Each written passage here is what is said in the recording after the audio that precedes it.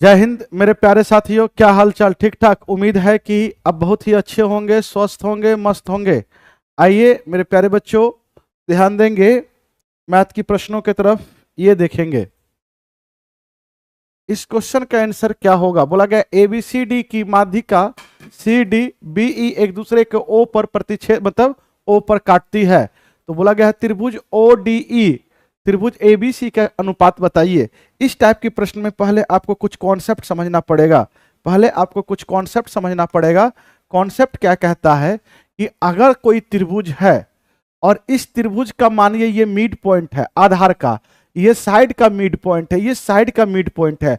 आप यदि ये सबको मिलाकर एक बीच में त्रिभुज का निर्माण करते हो तो इसमें टोटल त्रिभुज हो गया 1 2 3 4। थ्योरम कहता है कि सभी त्रिभुज की एरिया इसमें बराबर होगा। अगर मिड पॉइंटों से बना जो त्रिभुज है सभी की एरिया बराबर होगा। ये अगर एक हुआ ये भी एक होगा, ये भी एक होगा, ये भी एक होगा। ये अगर चार हुआ तो ये भी चार होगा, ये भी चार होगा, ये भी चार होगा। बराबर का मतलब जो एक एरिया होगा, एक एरिया होगा। ये अगर तीन होगा तो ये भी तीन होगा, ये भी तीन होगा, ये भी तीन होगा।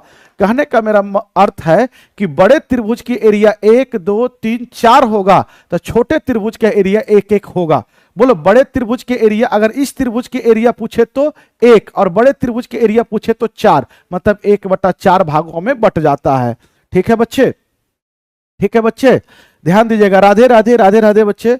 और एक बात और, अगर त्रिभुज की माध्यिका है, ये माध्यिका इस आधार को दो बराबर भागों में बांटेगा, इस साइड को दो बराबर भागों में बांटेगा, सभी जगह पे यहां पे दो बराबर भागों में ये काट देगा। सर माध्यिका से जो, अब इसी को क्या करते हैं, ये माध्यिका को आगे ना बढ़ाकर यहीं पे इसको रोक, ये पॉइंट माध्यिका है, ये यहां पे है, ये मानिए केंद्रक है, ये सेंट्रॉइड है जी।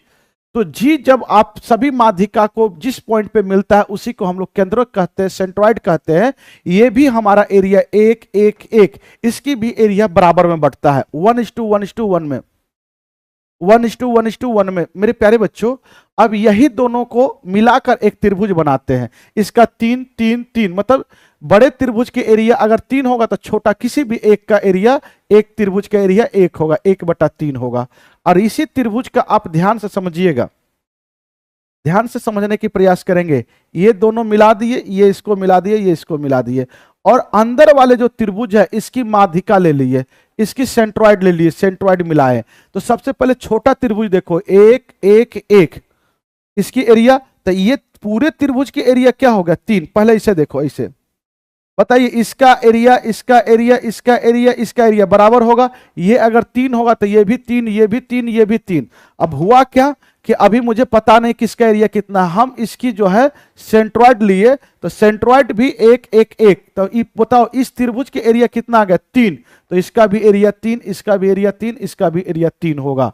तो बताओगे अगर किसी भी एक त्रिभुज की अगर इसमें से एरिया लेते हैं तो 1 होगा, तो बड़े त्रिभुज के एरिया कितना होगा, 3 का 3 6, 3 3 9, और ये वाला 3, तो 12 हो जाएगा, 1/12। मेरे प्यारे साथियों, उम्मीद है कि आप कुछ समझे होंगे। ये बोला गया एक त्रिभुज है और इस त्रिभुज का ABC है, बोला गया CD माध्यिका है, C से D इधर लेके जाइए, माध्यिका है।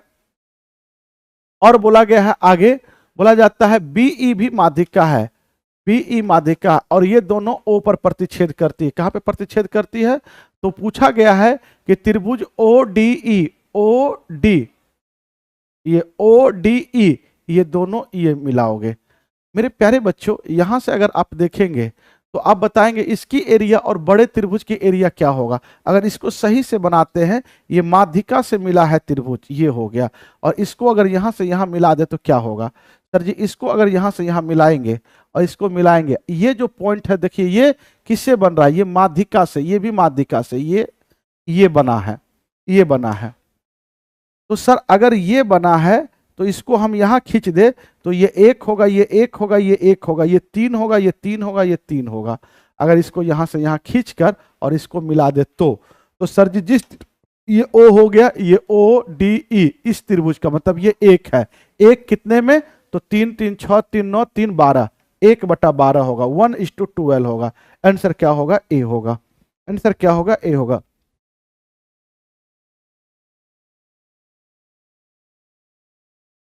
किसी बच्चे को कोई तकलीफ है तो मुझे बता सकते हैं। अरे बोलिए हाँ या ना।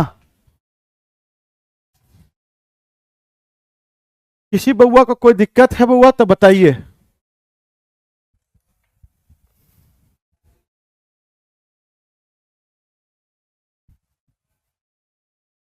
आगे बढ़ते हैं। बोला गया है एक त्रिभुज की भुजाएं दिया गया 6, 11, 15।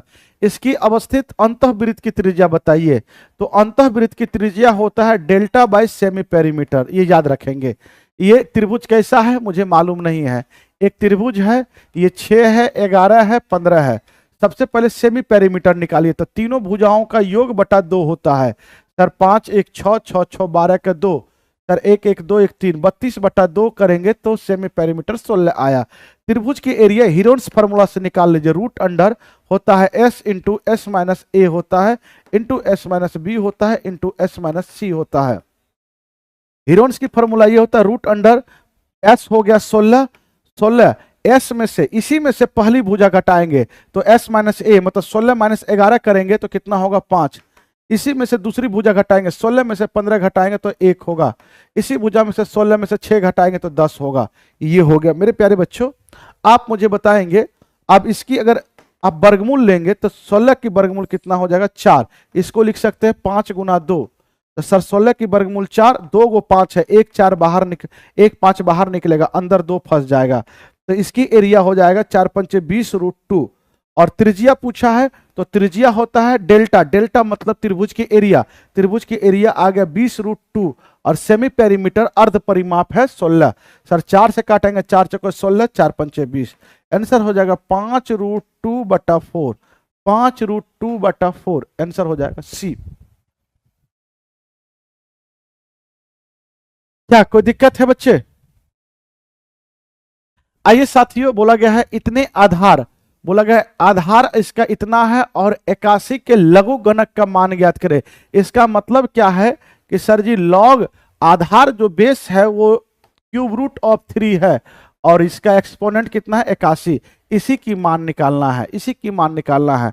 तो ये हो जाएगा लॉग 81 को लिख सकते हैं 3 की पावर 4, इसको लिख सकते हैं 3 की पावर 1 बटा 3।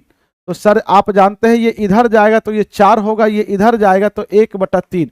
देखोगे आपको एक बात बताते हैं, लॉग ए पर पावर एम, अगर एक्सपोनेंट की पावर इधर जाता है तो ये एम लॉग ए होता है। और अगर लॉग ए और बी पर पावर एम रहे तो बेस वाला पावर जाता है तो ये 1 बट्टा में जाता है, लॉग ए और बी होता है। तो देखो बेस वाला पावर भेजोगे तो ये 1 बट्टा में जाएगा और एक्सपोनेंट वाला जाएगा तो सीधा सीधा जाएगा, तो लॉग 3 3। आप जानते हैं मेरे प्यारे बच्चों, लॉग ए और बेस ए हो, दोनों एक्सपोनेंट और बेस समान हो जाए तो इसकी मान 1 होता है। तो ये 3 ऊपर चला जाएगा, 4 तिया 12 और इसकी मान 1, 12 गुना 1 12 होगा। आंसर क्या होगा 12। आंसर क्या होगा बच्चे 12 होगा। आगे बढ़ते हैं। बोला गया एक समषष्टभुज का क्षेत्रफल जिसकी भुजा ए है किसके बराबर होगा। समषष्टभुज का मतलब होता है, गुड इवनिंग बाबा, गुड इवनिंग, रेगुलर हेक्सागन 6 भुजा वाला। और अगर इसका केंद्र से सभी वर्टेक्स को मिलाओगे मेरे प्यारे बच्चों, इसमें 6 इक्वलेटरल ट्रायंगल बनता है, 1 2 3 4 5 6, सभी का भुजा ए ए। तो आप जानते हैं अगर इसकी एरिया निकालना है तो सबसे पहले एक त्रिभुज का, एक समबाहु त्रिभुज का क्षेत्रफल √3/4 गुना भुजा स्क्वायर। लेकिन कितना त्रिभुज है, 1 2 3 4 5 6, षष्टभुज का निकालोगे तो एक त्रिभुज का √3/4 ए स्क्वायर क्षेत्रफल होता है। तो 6 गो है तो 6 से गुना करेंगे, सर 2 से काटेंगे 2, ये 3 हो जाएगा। आंसर होगा क्या होगा 3√3/2 इंटू भुजा स्क्वायर, 3√3/2 इंटू भुजा स्क्वायर। आंसर क्या होगा बी। आंसर क्या होगा बी। आगे बोला गया है एक बक्से में 12 गेंद है जिसमें x गेंद काली है। बोला गया है बॉक्स में से एक गेंद अदृक्ष निकाली जाती है तो इसकी प्रायिकता क्या होगी कि गेंद काली है। तो गेंद कितने गेंद काली है तो बताओगे 12 गेंद है जिसमें से x गेंद काली है, तो x में से कोई गेंद होगा, टोटल 12, ये प्रोबेबिलिटी हुआ। आगे बोला जाता है तो इसकी प्रायिकता क्या होगी कि गेंद काली है, तो हो गया x काली है, कितने में से 12 में से, प्रोबेबिलिटी हो गया। लगा यदि बक्से में 6 काली गेंद और डाल दी जाती है तो काली गेंदे की प्रायिकता पहले गेंदे की प्रायिकता के दुगुना हो जाती है। तो काली गेंद पहले x थी, अब 6 गेंद और डाल दिया तो प्रोबेबिलिटी हो जाएगा x + 6 और टोटल बक्सा में हो गया 12 और 6 18 गेंद। तो पहले की दुगुना प्रोबेबिलिटी आता है, पहले 1 था तो आज 2 आ रहा है। ये अगर इन दोनों को बराबर करना हो तो 2 और 1 बराबर होने के लिए इसमें 2 से गुना, मतलब इधर वाली मान में पहले वाली मान में 2 से गुना करना पड़ेगा।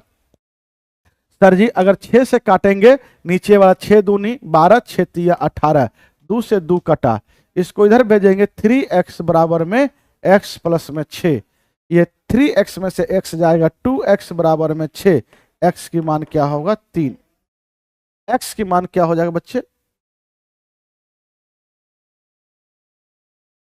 x का मान क्या होगा, तो x का मान क्या हो गया 3 होगा, x की मान 6 होगा, क्या हो जाएगा, ये कट गया, 6 तिया 18, 6 तिया 18, 2 से 2 गया 3, ये हुआ, ये जाएगा 2x, ये 3, ठीक तो है बच्चे, 3 होगा ना। आप लोग 6 बोल रहे हैं, ये तो गलत है।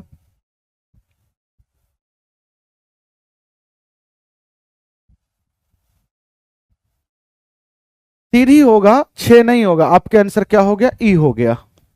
बहुत बढ़िया बच्चे। बोला गया एक समांतर श्रेणी है 20 और बोला गया 20 19.1/3 18.2/5 के कितने पदों का योग 300 है।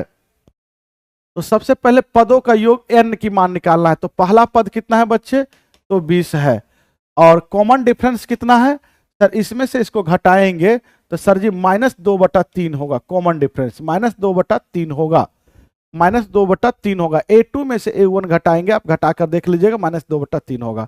कितने पदों का योग 300 है, कितने पदों का योग 300 है, तो सम ऑफ n टर्म आप जानते हैं, sum of n term n/2 into 2a plus में n-1 इंटू d होता है।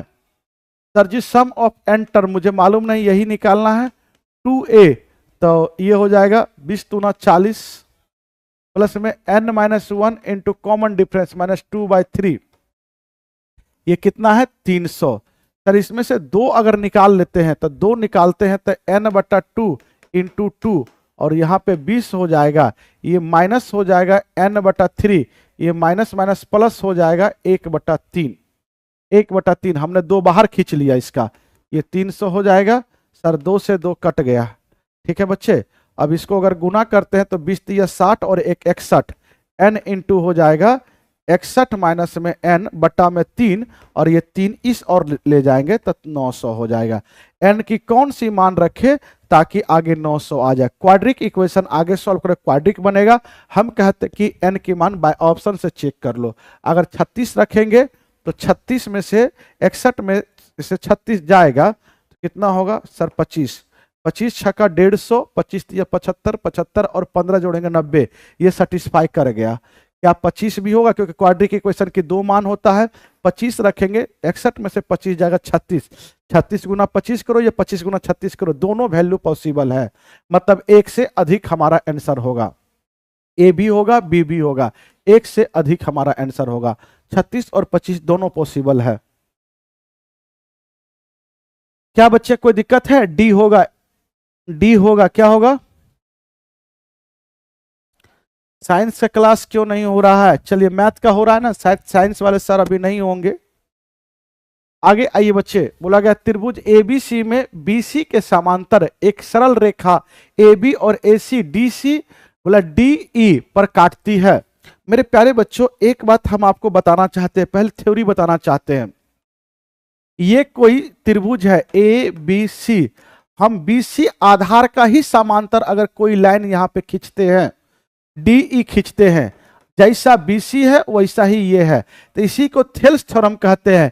ये अगर 3 2 होगा तो इधर भी 3 2 होगा। इसका अर्थ होता है थेल्स थ्योरम कहता है कि जो अनुपात इधर बटा इधर वही अनुपात इधर बटा इधर होगा, या अगर गलती से ये मिड पॉइंट हो गया, क्या हो गया, मिड पॉइंट, मतलब ये और ये बराबर हो गया, तो जो अनुपात इधर वही अनुपात इधर, तो ये अगर 2 होगा तो हमारा ये वाला जो लाइन होगा ये इसकी आधा, अगर मिड पॉइंट पे हुआ तो मिड पॉइंट थ्योरम से, अगर आधार हमारा 2 हुआ तो मिड पॉइंट थ्योरम से ये वाला जो समांतर जो लाइन है आधार का ही समांतर उसकी आधा होता है, उसके क्या होता, आधा होता है मिड पॉइंट थ्योरम से।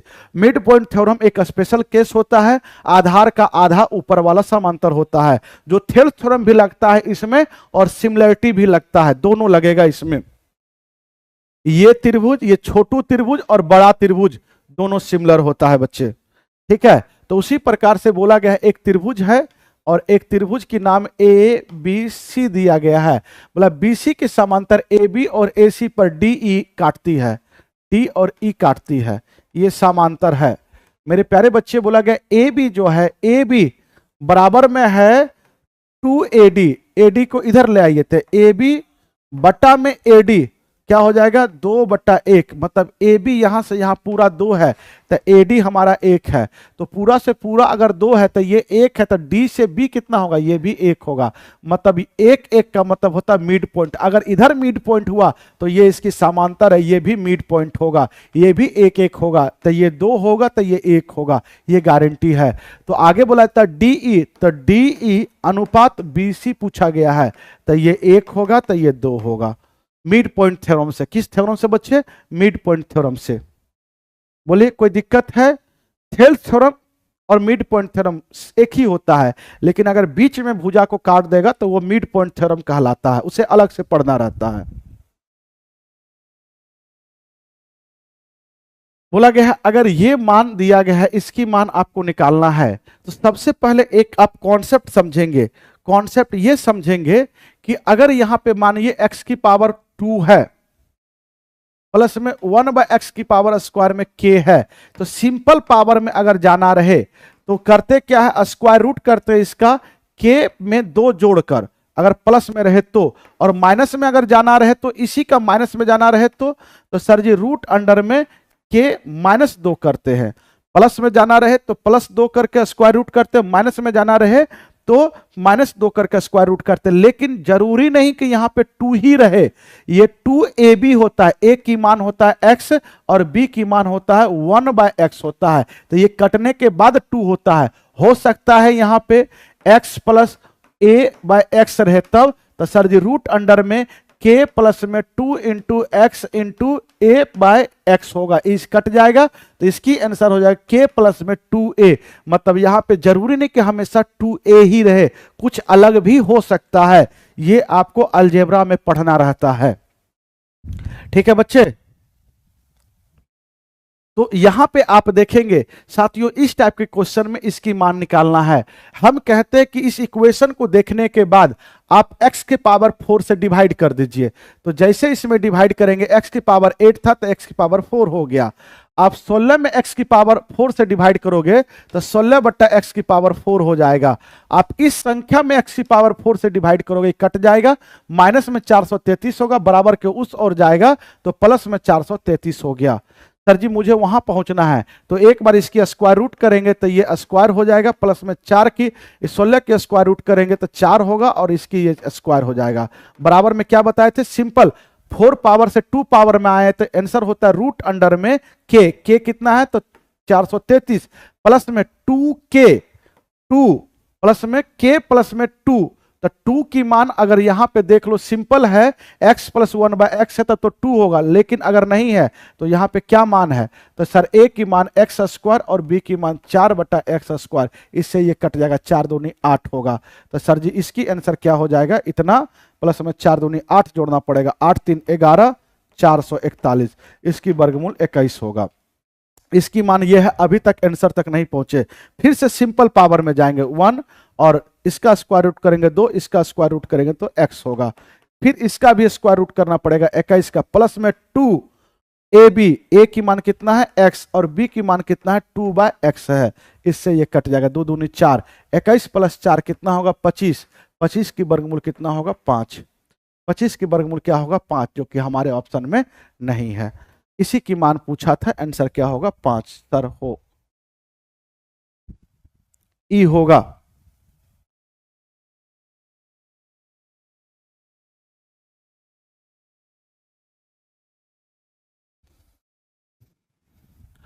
एक बच्चे 9 बता रहे हैं, 9 कैसे होगा? अरे 9 कैसे होगा? ई होगा, ठीक है। आगे बढ़ रहे हैं बुआ, ध्यान दीजिएगा। बोला गया है इतना और इतना बराबर में ये दिया गया है। अब मुझे बताना है साथियों, एक बात बताएंगे, दोनों तरफ क्यूब करेंगे तो ये हो जाएगा एक्स क्यूब बराबर में 28। वाई में करेंगे तो क्या हो जाएगा? वाई क्यूब बराबर में 27। Sir ji X cube minus Y cube, तो एक्स क्यूब की मान 28 और वाई क्यूब की मान 27। 28 में से 27 जाएगा तो 1 होगा, 1 होगा। सर जी जो पूछा गया है एक्स प्लस वाई माइनस में ये 1 है, और 1 की मान हम लिख सकते हैं x cube minus Y cube. X cube minus Y cube question में था 1, तो 1 की मान इसे प्रयोग कर सकते हैं। और यहां पे क्या है? एक्स स्क्वायर प्लस में एक्स वाई प्लस में वाई स्क्वायर। मेरे प्यारे बच्चों इसकी फॉर्मूला होता है एक्स माइनस वाई इंटू में होता है एक्स स्क्वायर प्लस में एक्स वाई प्लस में वाई स्क्वायर। क्या ये दोनों चीजें सेम है? नीचे से ऊपर कट जाएगा तो यहां पे केवल x माइनस वाई बचेगा। ये x प्लस वाई, और इस माइनस के कारण यहां पे अगर x माइनस वाई है तो इस कारण के कारण ये माइनस x होगा, और इस माइनस के कारण ये माइनस माइनस प्लस वाई होगा। सर इससे ये कट जाएगा, x वाई वाई कितना होगा? 2y। आप जानते हो y क्यू की मान अगर 27 है तो y की मान 3 भी हो सकता है, तो 2y की मान 3, 3 दूना 6 होगा। इसकी आंसर क्या हो जाएगा? जिसका पूछा गया तो उसकी मान 6 होगा। उसकी मान क्या होगा बच्चे? 6 होगा।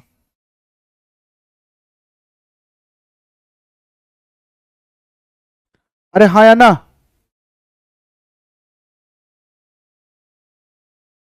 हम लोग का दिमाग इतना क्यों नहीं चल रहा है सर जी? हैं? बोला गया त्रिभुज पी क्यू आर में सी केंद्रक है। अच्छा, सी केंद्रक है। बोला जाता है पी क्यू बराबर में 30 है, क्यू आर बराबर में 36 है, और पी आर बराबर में 50 है। यदि डी पी क्यू की माध्यिका बिंदु है तो सी डी की मान बताइए। देखिए माध्यिका के बारे में थोड़ा बहुत कुछ कॉन्सेप्ट देते हैं। तीनों माध्यिका मिलने से केंद्रक बनता है, और केंद्रक जो होता है माध्यिका को 2:1 में बांटता है। पहला कॉन्सेप्ट बोलो, केंद्रक जो है माध्यिका को 2:1 में बांटता है। मेरे प्यारे बच्चे एक त्रिभुज है, ये मानिए ए बी सी है, और ये माध्यिका मिला है यहां पे डी मिला है। अगर इस माध्यिका की लंबाई यहां से यहां मानिए ए है, ये बी है और ये सी है। अगर माध्यिका की लंबाई पूछ दे, क्या पूछे? माध्यिका की लंबाई, माध्यिका की लंबाई, तो मेरे प्यारे मित्र माध्यिका की लंबाई क्या होता है? कोई बच्चे बताओगे? रूट अंडर में 2b² प्लस में 2c² माइनस में जिसके ऊपर ये माध्यिका है उसकी स्क्वायर घटा देना है, a² बट्टा में 4 होता है। जल्दी से बोलो, माध्यिका की लंबाई अगर कोई पूछ दे आपसे, माध्यिका की लंबाई अगर कोई पूछ दे तो फार्मूला बोलो। आज फार्मूला ये बोलो कि दोनों भुजा जिस पे आधार पे अगर माध्यिका है, आधार पे माध्यिका है तो उसको क्या करना है? नहीं लेना, आधार को नहीं लेना है, पहले दोनों भुजा लेना है साइड वाला। तो सर साइड वाला का 2 गुना b² प्लस में 2 गुना c² माइनस जिस पे माध्यिका होता है उसको स्क्वायर करके घटा के और बट्टा में 4, लेकिन स्क्वायर रूट होना चाहिए, दोनों पे स्क्वायर रूट होना चाहिए। बोलिए हाँ या ना? ये माध्यिका हो गया बच्चे। माध्यिका बोला गया एक त्रिभुज है, और इस त्रिभुज में बोला गया है पी क्यू आर, सी केंद्रक है। पी क्यू की मान बोला गया पी क्यू की मान 30 है, क्यू आर की मान 36 है। बहुत बढ़िया। आगे बोला जाता था पी आर, बोला गया पी आर, पी से आर, क्यू आर। अच्छा क्यू आर यहां नीचे है, क्यू आर नीचे है, क्यू आर नीचे है 36, पी आर 50 है। आगे बोला जाता है डी क्यू आर का मध्य बिंदु है, डी यहां पे क्यू आर की, यही क्यू आर है, इसकी मध्य बिंदु है। बोला गया है और सी डी की लंबाई, ये माध्यिका हो गया, यहीं पे माध्यिका होगा कहीं पे सी, और माध्यिका जो है केंद्रक, बोला गया है केंद्रक जो है माध्यिका को 2:1 में बांटता है। तो सी डी की यही 1 की मान निकालना है। पहले आप पी डी माध्यिका की लंबाई तो बताइए, माध्यिका की लंबाई तो बताइए, माध्यिका की लंबाई, माध्यिका की लंबाई क्या, पीडी। पीडी की लंबाई क्या होगा सर, रूट अंडर में 2 इंटू बी स्क्वायर, बी कितना है 50 की स्क्वायर कितना होता है 2500, प्लस में 2 सी स्क्वायर, तो 30 के स्क्वायर कितना होगा 900, माइनस में ए स्क्वायर, ए का मतलब जिसपे माध्यिका होता है 36, 36 के स्क्वायर कितना होगा 1256, 6 के स्क्वायर 36, उसके बाद कितना हो जाएगा 6 तिया 18, 18 18 18 18 6 तिया 18 18 36 36 3 और 4 तिया 12 12 3 1296 होता है, बट्टा में 4 सर जी 25 दूनी 500, ये हो जाएगा है ना, 25 दूनी 50, 5000, 9 दूनी 18, 1800, सर जी इसको जोड़ेंगे 0 0 8 और ये क्या हो जाएगा सर जी 6, घटेगा क्या 1296, घट रहा है 4 0 और 7 में से 2 जाएगा 5 5 504, ये हो गया, रूट अंडर में हो जाएगा 5504 बटा 4, 4 से भाग देंगे अगर इसको तो रूट अंडर में सर 4 एकाही 4, 4 एकाही 4 रहने दो, 4 एकाही 4, फिर 4 तिया 12, फिर 7 चौके 28, 4 तिया 12, 3 7 चौके 28, 6 चौके 24, 36 हो गया। सर इसकी अगर मान लीजिए इसको अलग करते 16 से इसमें भाग दे दो, 16 से अगर 16 गुना करोगे तो 16 16 8 28 से 128, 128 16 25 16 6 96, 16 के वर्गमूल कितना होगा 4, 4 गुना 86, ये हो गया माध्यिका की लंबाई।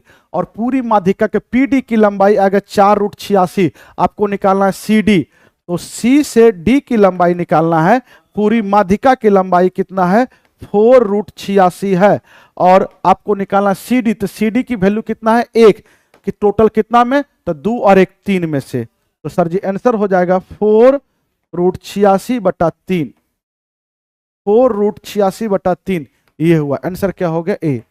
आगे आइए, बोला गया 35 सेंटीमीटर 44 सेंटीमीटर तक 75 सेंटीमीटर लंबी भुजाओं वाले एक त्रिभुज के भीतर, ये दो बार पूछ दिया है बच्चे, आप जानते हैं अंतः त्रिज्या बराबर डेल्टा बाई सेमी पेरीमीटर। अभी पहला क्वेश्चन लगता है कि दूसरा क्वेश्चन यही बताए थे।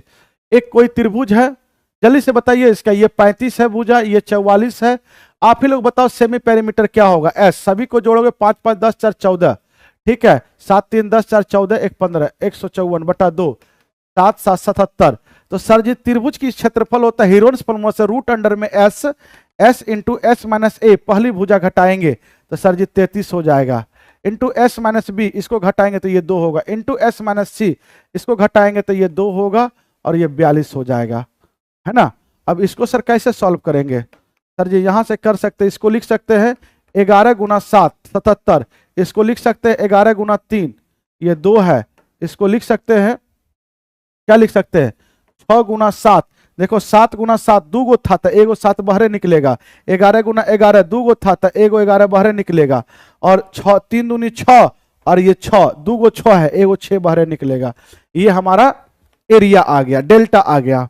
आपसे पूछा गया है त्रिज्या, त्रिज्या डेल्टा 7 गुना 11 गुना 6 और सेमी पेरीमीटर, सेमी पेरीमीटर कितना 77, 11 7 77 से 77 कट जाएगा, आंसर क्या होगा 6, आंसर क्या होगा बच्चे 6, बोलिए हाँ या ना। आगे बढ़ो, बोला गया है ए क्यूब माइनस में 7a माइनस में 6 का 3 गुणनखंड आपको करना है, क्या करना है 3 गुणनखंड करना है। साथियों अब 3 गुणनखंड एक्स वाई जेड दिया है तो x plus y plus z की मान निकालना। सबसे पहले आप बताइए, आप लिख सकते हैं ए क्यूब माइनस में ए और माइनस में 6a माइनस में 6, क्या 7 को a माइनस में 6a लिख सकते हैं, अगर इसमें से घटाएंगे माइनस a और माइनस 6a माइनस 7a ही है। अब यहां से क्या करते हैं हम एक कॉमन ले लेते हैं, अगर एक कॉमन लेते हैं इससे क्या फायदा होता है सर ए स्क्वायर माइनस ए होता है, और यहां से माइनस 6 कॉमन लेते हैं इससे क्या फायदा होता है ए, और ये माइनस कॉमन लिए तो ये प्लस 1 हो जाएगा, 6 में से 6 कॉमन गया, ये हो गया।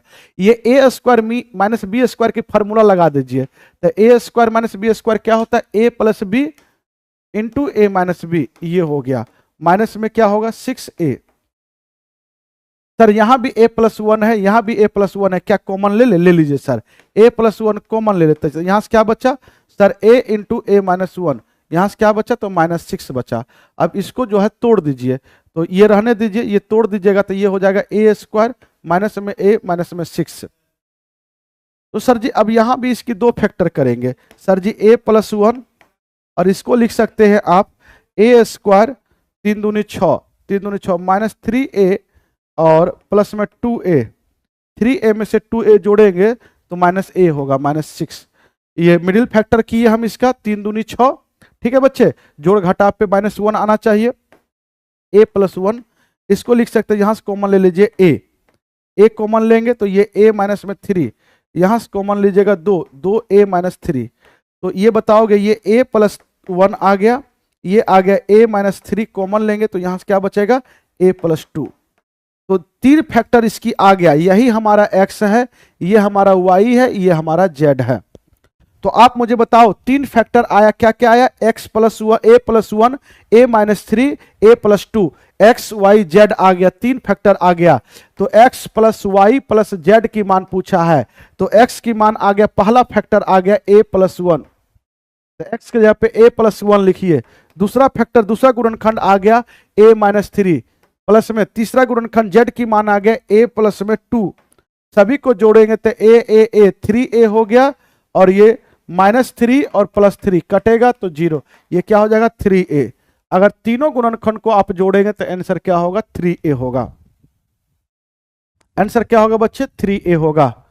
किसी बच्चे को कोई समस्या है, तकलीफ है, आप मेरे सामने पूछिए बच्चे, यहीं पे पूछिए, बाद में कमेंट करने से कोई फायदा नहीं है। बहुत बच्चे लिखते हैं सर कोई क्वेश्चन बिना लॉजिक का बता देते हैं, ऐसा नहीं है बच्चे।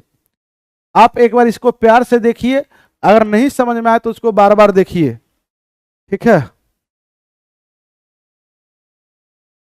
अब 3 फैक्टर बोला गया है, 3 गुणनखंड बोला गया है, तो याद रखेंगे 3 गुणनखंड अगर बोला गया है तो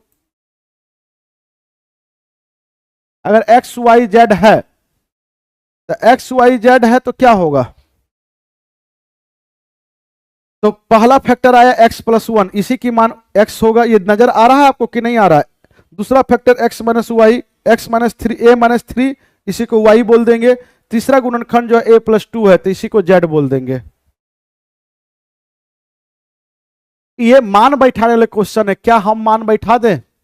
ये तो आप खुद से कर सकते हो। 8 गुना साइन 30 की मान होता है 1/2, और साइन 60 की मान होता है √3/2, स्क्वायर करोगे 3 होगा √3 का, और 2 की स्क्वायर 4 हो जाएगा।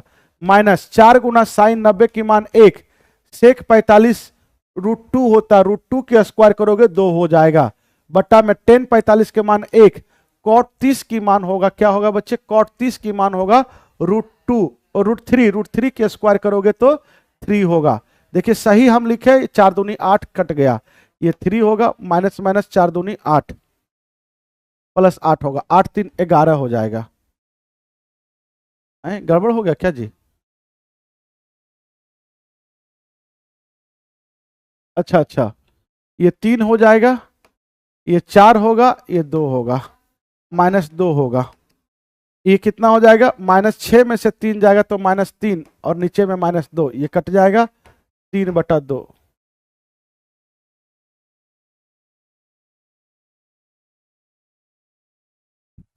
कितना होगा बच्चे? नहीं, वो 0x plus y plus Z 0 नहीं होगा। आप त्रिघात बहुपद से निकाल रहे हैं क्या? त्रिघात बहुपद के मूल्यों का योग से निकाल रहे हैं क्या? नहीं होगा बुआ।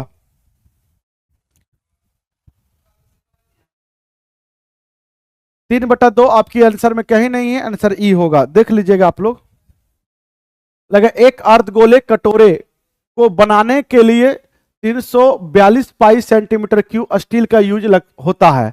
लगे कटोरे का आयतन दिया गया है, अर्धगोला कटोरा है, उसकी आयतन दिया गया है।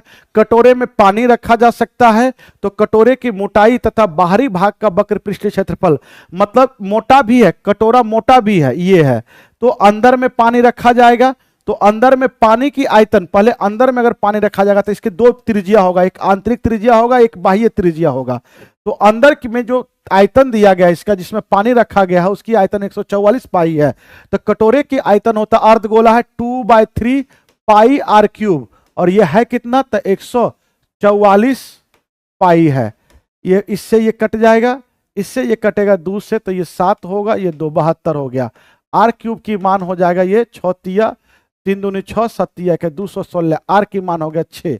मतलब सर समझे कुछ, तो सर ये गोला है ना, तो गोला का जो अर्धगोला का जो आंतरिक त्रिज्या है वो आया 6, तो सर बाह्य त्रिज्या कितना होगा, तो बाह्य त्रिज्या की टोटल आयतन दिया गया है इतना, स्टील का यूज हुआ है, तो खोखला गोला है, तो खोखले गोले की आयतन था 2/3 पाई आर, बड़ी आर क्यूब माइनस छोटी आर क्यूब, बराबर में कितना है, तो 342 पाई है। पाई से पाई खत्म हो गया, 2 से काटेंगे 17 दूनी 34 और 1, 3 से गुना करेंगे आर क्यूब, और माइनस में छोटी आर क्यूब, छोटी आर क्यूब कितना है 216, और ये हो जाएगा इधर गुना करेंगे 3 7 17 51। सर इधर जाके जोड़ देंगे तो आर क्यूब की मान हो जाएगा, इसको जोड़ेंगे 6 और 3 9 2 729, तो आर की मान हो गया 9। तो सर जी अगर बाह्य त्रिज्या 9 हुआ और आंतरिक त्रिज्या 6 हुआ तो मोटाई कितना होगा, तो सर जी मोटाई होता है बाह्य में से आंतरिक घटा देंगे, कितना होगा, 9 में से 6 जाएगा 3 होगा, 9 में से 6 जाएगा 3 होगा। आगे बोला जाता है तो कटोरे की मोटाई था वक्र पृष्ठीय, बाहरी वक्र पृष्ठीय, तो कर्व सरफेस एरिया क्या होता है 2 पाई आर स्क्वायर, बाह्य में बाहर की निकालना है, तो 2 पाई रहने दीजिए, आर स्क्वायर कितना है 9, 9 के स्क्वायर 81, 81 2 8 दूनी 16, 162 पाई, 162 पाई, 162 पाई, 9 में से 6 जाएगा 3 होगा, 9 में से 6 जाएगा 3 होगा, 162 पाई। आंसर क्या होगा, बी। आंसर क्या होगा, बी होगा बच्चे। आगे अगर ऐसा क्वेश्चन रहे कि जो यहां पूछा गया उसी में माइनस लगा दे और साइन और कॉस इंटरचेंज कर दे, तो मैं आपको एक बार डायरेक्ट बताता हूं, 3 यहां था 3 यहां भी है, ये साइन है यहां कॉस है, ये 4 है यहां भी है, ये कॉस है ये साइन है, ये हमेशा एक दूसरे के इंटरचेंज होगा, यहां प्लस होगा यहां माइनस होगा। एकदम दिमाग ही नहीं लगाना, एक बार हम लिख कर बता देते हैं, ऐसे हमेशा क्या करना है उस बात को सोचना है। ये दिया गया है, इसकी मान तो आपके पास दिया गया है 2, और इसकी मान पूछा है 3 cos ऑफ एक्स, और माइनस में दिया गया 4 साइन ऑफ एक्स, और ये दिया गया कितना, मान लीजिए एक्स, इसी एक्स की मान निकालना है। मेरे प्यारे बच्चों एकदम इसमें साइन और कॉस रहे, एकदम एक इसमें रिलेशन क्या होता है, फार्मूला वगैरह कुछ नहीं लगाना है, मैं बता देता हूं कैसे होता है। पहले का स्क्वायर करके दूसरे का स्क्वायर करके जोड़ोगे, इधर और इधर दोनों की स्क्वायर करके दोनों में जोड़ोगे तो a प्लस बी की होल स्क्वायर, ये भी a माइनस बी की होल स्क्वायर, और 2 के स्क्वायर 4, x के स्क्वायर 4। तो उतना दिमाग आपको नहीं लगाना है कि सर फार्मूला बैठा के जोड़े तब हमारा आंसर आएगा, उतना नहीं करना। सीधा क्या करना, जब भी आप a प्लस बी की होल स्क्वायर करोगे तो 3 की स्क्वायर क्या होता है 9 कर दो, 4 की स्क्वायर 16 कर दो, प्लस माइनस वो कट जाता है, और इधर की स्क्वायर 2 के स्क्वायर 4 और x के स्क्वायर एक्स स्क्वायर होगा, बस 25 में से 4 जाएगा तो कितना होगा 21, और एक्स स्क्वायर, एक्स की मान हो जाएगा √21। तो जिसका मान पूछा था हमने उसको x माना और x की मान √21 आया, काम खत्म। √23 होगा,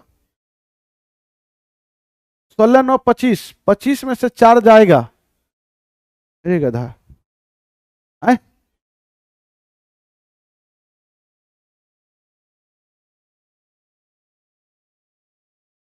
सी होगा।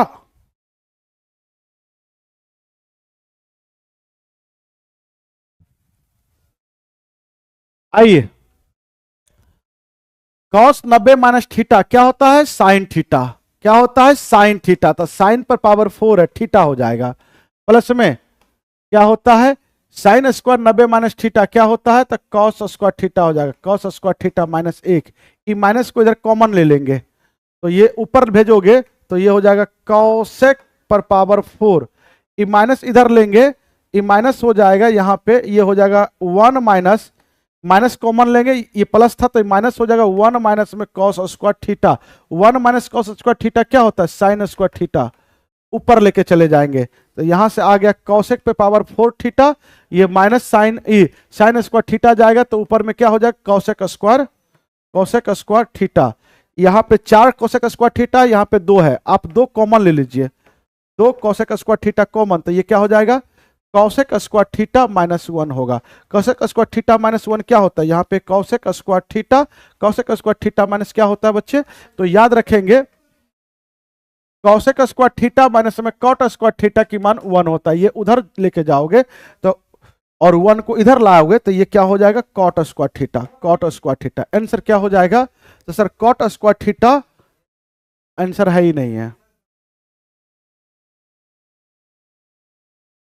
आंसर क्या होगा ई होगा, आंसर क्या होगा ई होगा। आइए बोला कि एक समषष्टभुज आधार वाले प्रिज्म की ऊंचाई 8 है तथा बोला कि समषष्टभुज है मतलब 6 भुजा वाला है। अभी आपको बताए थे कि 6 भुजा वाला रहे तो इसमें कितने इक्विलेटरल ट्रायंगल होता है, 6 इक्विलेटरल ट्रायंगल होता है। इसका एरिया क्या होता है √3/4 गुना भुजा स्क्वायर इंटू 6 होता है। ये सब छोड़िए, मारिए गोली। बोला गया आधार की भुजा 4 है, प्रिज्म का कुल पृष्ठीय क्षेत्रफल क्या होगा, तो प्रिज्म का कुल पृष्ठीय क्षेत्रफल पूछा गया है, प्रिज्म का कुल पृष्ठीय क्षेत्रफल। तो प्रिज्म का कुल पृष्ठीय क्षेत्रफल क्या होता है बच्चे, टोटल सरफेस एरिया होता है लेटरल सरफेस एरिया प्लस में 2 इंटू एरिया ऑफ बेस, और लेटरल सरफेस एरिया क्या होता है, तो पेरीमीटर इंटू हाइट प्लस में 2 इंटू एरिया। बोलो हाँ या ना। परिमाप क्या होगा बच्चे, तो परिमाप होगा षष्ठ भुजा है तो सभी भुजा की लंबाई कितना है, तो 4 है, परिमाप हो जाएगा 6 गुना 4, 6 चौके 24। ऊंचाई क्या होगा सर जी, ऊंचाई कितना होगा, ऊंचाई 8 दिया गया ये है, प्लस में 2 गुना एरिया ऑफ बेस, तो √3/4 गुना भुजा स्क्वायर 4 गुना 4, और कितना इक्विलेटरल ट्रायंगल होता है 6 गो, तो 6 गो इक्विलेटरल ट्रायंगल होता है, गुना में 6 करेंगे, 4 से 4 कट गया, 6 चौके 24, 24 दूनी 48, ये हो जाएगा 6 चौके 48, 8 छक्के 48, 48 दोनों जगह पे कॉमन ले लीजिए, 48 कॉमन लेंगे तो यहाँ 4 बचेगा और यहाँ पे केवल √3 बचेगा। आंसर क्या होगा 48 इंटू 4√3, आंसर क्या हो जाएगा सी। आवाज तो जा रहा होगा बच्चे, आवाज जा रहा होगा,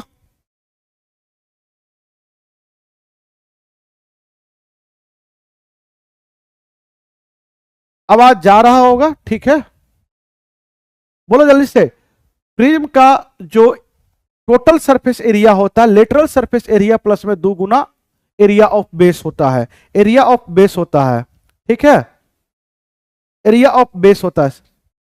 फिर से समझा दीजिए सर, ठीक है बच्चे। देखिए जो प्रिज्म है वो उसकी आधार कैसा है, आधार पे डिपेंड करता है, तो आधार है आपका षष्ठभुज है, तो लेटरल टोटल सरफेस एरिया पूछा है, प्रिज्म का होता है लेटरल सरफेस एरिया प्लस में 2 गुना आधार, और लेटरल सरफेस एरिया होता है जिसको कहते हैं पृष्ठीय क्षेत्रफल। तो प्रिज्म का पृष्ठीय क्षेत्रफल होता है, क्या होता है, आधार का बेस, सुनो आधार जो होता है आधार का परिमाप गुना ऊंचाई, तो क्या होता है perimeter of base into height plus में 2 गुना एरिया ऑफ बेस, 2 गुना एरिया ऑफ बेस, तो परिमाप हो गया 6 गुना 4, क्योंकि 6 भुजा है और प्रत्येक भुजा की लंबाई 4 है, तो 6 चौके 24, और ऊंचाई हमारा दिया गया है प्रिज्म का 8, प्लस में 2 गुना एरिया ऑफ बेस, तो एरिया इसमें 6 इक्विलेटरल ट्रायंगल होता है, तो √3/4 गुना भुजा स्क्वायर समबाहु त्रिभुज की एरिया, और गुना 6 को इक्विलेटरल है, 6 से गुना। अब यहां से देखोगे 8 छक्के 48, और यहां भी 4 दूनी 8, 8 छक्के 48, दोनों जगह पे 48 था, हमने कॉमन ले लिया, यहां से 4 बचा और यहां से √3 बचा। बोलिए कोई दिक्कत है,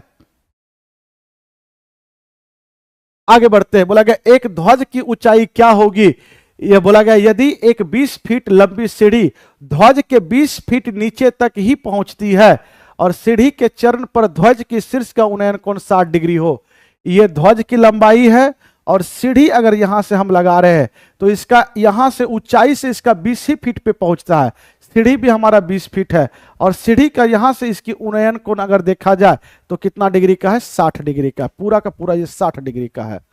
तो पूछा गया है, पूछा क्या जाता है ध्वज की ऊंचाई, पूरा ऊंचाई ये h पूरा निकालना है, मेरे प्यारे बच्चों ये 90 है, ये पूरा का पूरा कितना है तो 60 है, तो ये ऑटोमेटिक है, ये 30 होगा, बड़ा त्रिभुज में 30 होगा। तो एक आप देख रहे हैं ये त्रिभुज है, इस त्रिभुज को आप एक नजर देखो, ये भुजा 20, ये भी भुजा 20, तो एक त्रिभुज की दो भुजा अगर बराबर हो तो दोनों कोण भी बराबर होता है, ये 30 तो ये भी 30, तो ये 30 तो नीचे वाला भी 30, क्योंकि सभी टोटल मिला के 60 था, ऊपर 30 तो नीचे भी 30, 30 के सामने में भुजा 1 होता है, 60 के सामने ये कहाँ कुछ नहीं, तो 60 के सामने √3 होता है, 90 के सामने क्या होता है 2 होता है। एक अगर ट्रेंगल लेंगे ये वाला तो 30 60 90 लेंगे, 30 के सामने 1, 60 के सामने √3, 90 के सामने 2 होता है। तो मेरे अनुसार यहां से यहां 2 है, तो 2 की मान 20 है, 2 की मान 20 है, तो 1 की मान 10 होगा। तो यहां से यहां तक की जो लंबाई है 1 की मान 10, ऊपर ऊपर था 20 और नीचे हो गया 10, तो टोटल लंबाई हो गया 20 + 10, कितना हो गया बच्चे 30, 20 + 10 कितना हो गया 30, आंसर क्या होगा 30।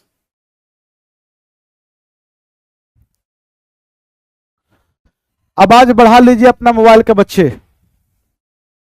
आइए, बोला गया एक रेखा दिया गया है, इसकी स्लोप बताना है। स्लोप आप जानते हैं बच्चे क्या होता है, y2 - y1 बटा में x2 - में x1 होता है।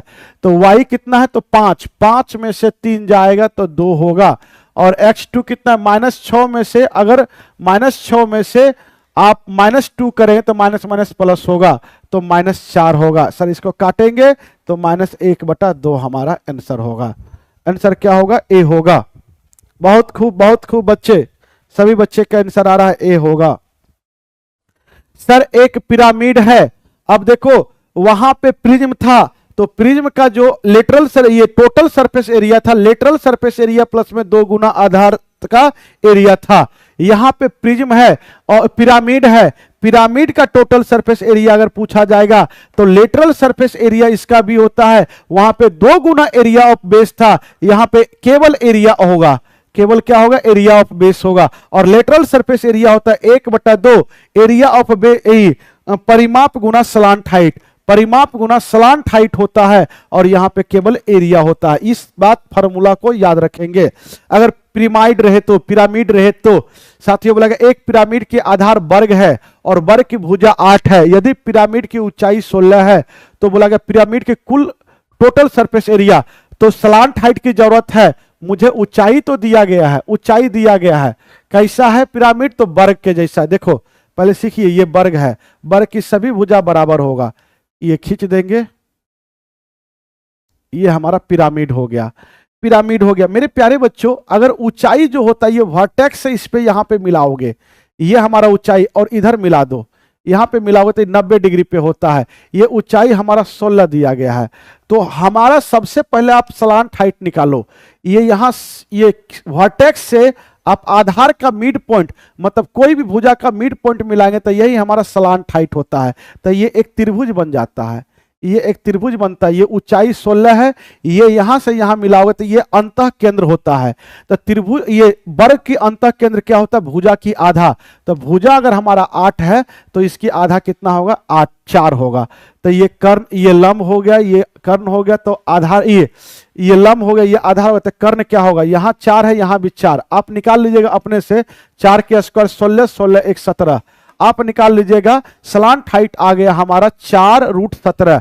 कैसे सर, तो देखोगे एक ये ऊंचाई है, ये त्रिज्या हो गया, तो त्रिज्या आप जानते हैं कि अगर वर्ग रहे, वर्ग में त्रिज्या यहां से अगर खींचोगे, ये खींचोगे तो वर्ग की भुजा की आधा होता है, तो ये 4 हो गया, ये 16 हो गया, इसको निकालोगे आप, इसको 16 के स्क्वायर प्लस में 4 के स्क्वायर जोड़ के निकाल लीजिएगा सलांट हाइट। कुछ तो बोलिए सर, क्या बोले, एकदम बिल्कुल चलता है, कॉमन पेपर का मैथ्स का बच्चे बिल्कुल चलता है। आप जाइएगा 900 plus previous year question search कीजिएगा और उस बैच को परचेज कर लीजिएगा, प्लेटफॉर्म बाय नवीन कुमार सिंह मेरा होगा, मात्र 99 रुपए में मिल जाएगा, उस बैच को जाकर परचेज कर लीजिएगा। सलांट हाइट यहां से मेरा बच्चे आ गया है, आप देख लीजिएगा। और टोटल सरफेस एरिया पूछा है, तो आप जानते हैं क्या, तो perimeter of base 1/2 perimeter of base, आधार का परिमाप, तो आधार है वर्ग, वर्ग की परिमाप होता 4 गुना भुजा 8 और into slant height, slant height 4 गुना √17 आया है, प्लस में area of base, area of base कितना होता है भुजा स्क्वायर, 8 के स्क्वायर कितना हो जाएगा 64। सर जी इसको काट दिए, ये हो जाएगा 2। सर जी 8 चौके 32, 32 दूनी 64, यहाँ भी 64 है, यहाँ भी 64 है, 64 को कॉमन ले लीजिए, अंदर में क्या बचेगा 17 प्लस में 1, 64 प्लस में रूट 17 प्लस 1, आंसर क्या हो जाएगा ए, आंसर क्या हो जाएगा ए। ठीक है बच्चे, बोला गया वह बिंदु जिसकी भुजा कोटि और बोला गया भुज और कोटि बराबर है, भुज होता है x और कोटि होता है y, इसी को हम लोग क्या कहते हैं भुज बोलते हैं, और इसी को हम लोग क्या कहते हैं कोटि बोलते हैं, इसी को हम लोग कोटि बोलते हैं। बोला गया बिंदु 1 0 और 0 3 से समान स्थित दूरी पर है, मानिए ये भुज है, ये x और y दोनों आपस में बराबर है, दोनों क्या है बराबर है, अगर ये दोनों बराबर है, ये x होगा तो ये भी x ही है, बराबर ही है। यहां से एक बिंदु कोई है 1 0 और यहां से कोई बिंदु है 0 3, ये आपस में दोनों क्या है बराबर है, ये P है ये O मानो, ये Q है, तब PO बराबर में OQ है। मेरे प्यारे साथियों ये दोनों लाइन इक्वल डिस्टेंस पे है, तो यहां से आप डिस्टेंस फार्मूला से निकाल सकते हो, जब ये दोनों बराबर ही है, भुज और कोटि बराबर है, ये दोनों बोला गया भुज और कोटि क्या है बराबर है, मतलब ये दोनों बराबर है।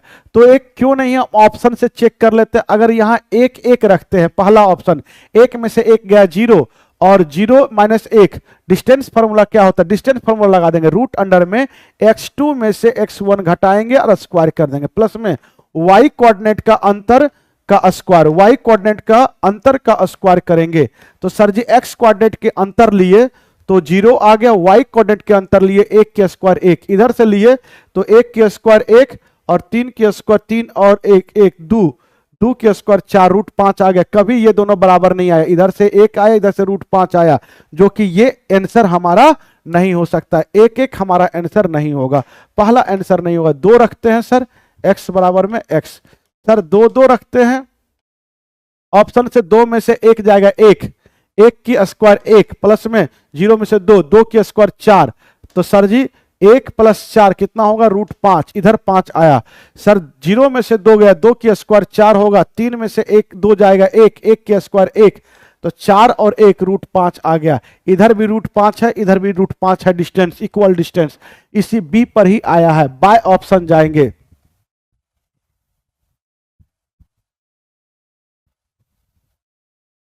बाय ऑप्शन जाएंगे, कहां जाएंगे बाय ऑप्शन जाएंगे बच्चे।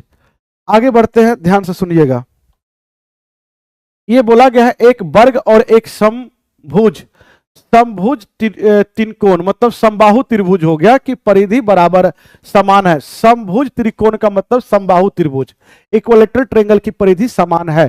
बोला जाता है यदि वर्ग का विकर्ण 9 सेंटीमीटर है तो उस समबाहुभुज की त्रिकोण का क्षेत्रफल बताइए। वर्ग की विकर्ण होता है √2 गुना भुजा, √2 गुना भुजा, तो भुजा हमारा पास विकर्ण कितना है 9, सर इधर लेके जाएंगे भुजा हमारा आ जाएगा 9 बटा √2 वर्ग की, और वर्ग की परिमाप बोला गया वर्ग की परिमाप, वर्ग की परिमाप, परिमाप बराबर है किसका, तो समबाहु त्रिभुज की परिमाप, इसकी परिमाप के बराबर, तो वर्ग की परिमाप 4 गुना भुजा होता है, तो 9 बाय √2 हो गया, बराबर में त्रिभुज की परिमाप 3 गुना भुजा होता है, 3 गुना ए मान लीजिए, 3 गुना भुजा, 3 से काटेंगे 3 3 9, इससे काटेंगे 4 तो 2 √2 होगा, 3 3 6, तो ए हो जाएगा 6 √2, तो समबाहु त्रिभुज की ये भुजा आ गया a √3।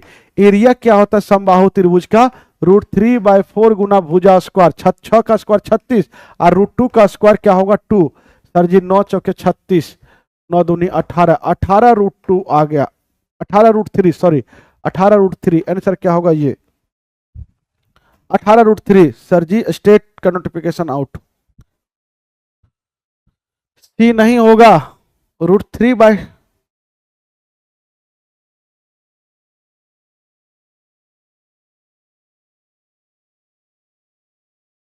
18 √3 होगा बच्चे,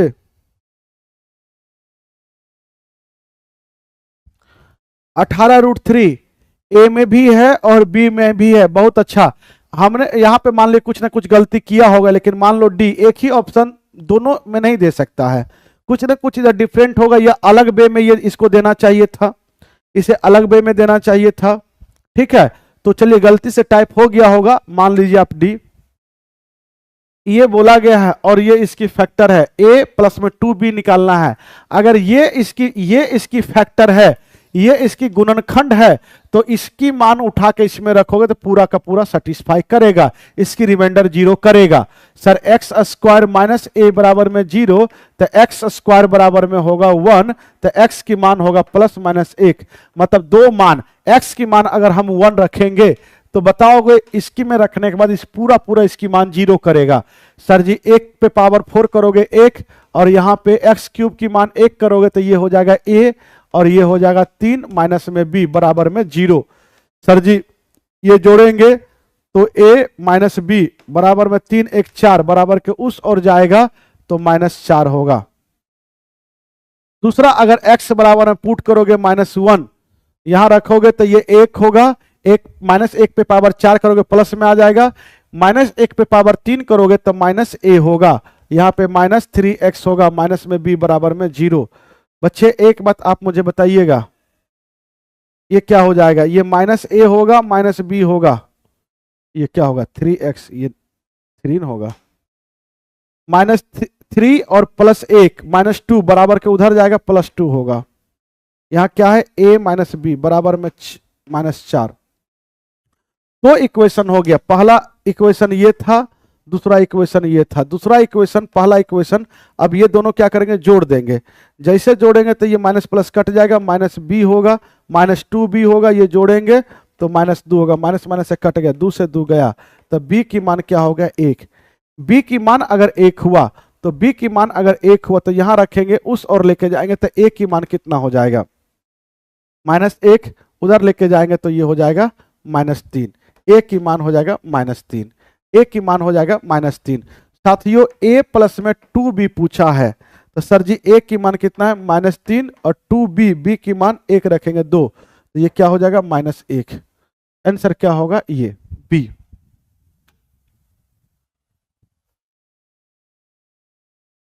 अब इसकी मान देखना है तो हम कल ही पिछले क्लास में ही बताए थे, जैसे हर का परिमेयकरण करेंगे, सीधा प्लस है ऊपर जाके माइनस कर दो, दिमाग ही नहीं लगाना है। ये 2 प्लस में √2 है, प्लस में इसको सीधा ऊपर जाके माइनस कर दो, 2 क्या होगा 2 माइनस √2। नीचे क्या लिखना है सर, तो ये दोनों की स्क्वायर करके अंतर, 2 के स्क्वायर 4, √2 के स्क्वायर 2, 4 में से 2 जाएगा तो 2 होगा, प्लस में। अब सर इस माइनस में ऊपर लेके जाओगे प्लस हो जाएगा, 2 प्लस में √2।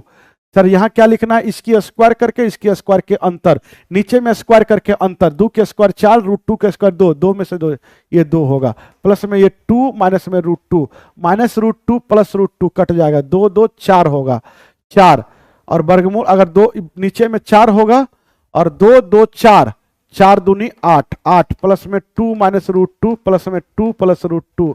सर जी इसको इससे काटेंगे और ये 2 2 4, 4 8 4 12, 12/4 3 होगा। आंसर क्या होगा 3। ऑप्शन आपको दिख नहीं रहा है,